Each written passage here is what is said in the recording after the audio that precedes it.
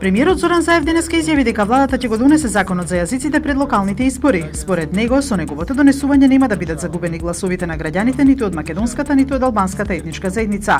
Ова прашање не е само прашање на ДУИ, БЕСА, ДПА, ова е прашање и на СДСМ и на македонските граѓани. Оваа влада има намера со решенија да ги затвора отворените прашања, а не да ги става под тепих, изјави Заев.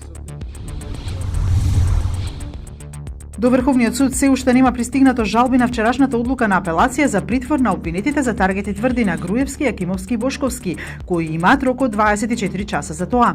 Доколку обвинетите упатат жалба до Врховниот суд, извршувањето на одлуката за притвор се одложува. Врховен има 48 часа да се изјасни по евентуалните жалби. Во Црна Гора почнува судењето против 14 на обвинети, меѓу кои двајца проруски опозициски лидери за обид за државен удар за време на изборите минатата година. Осомничени се и 9 српски државјани и двајца руси.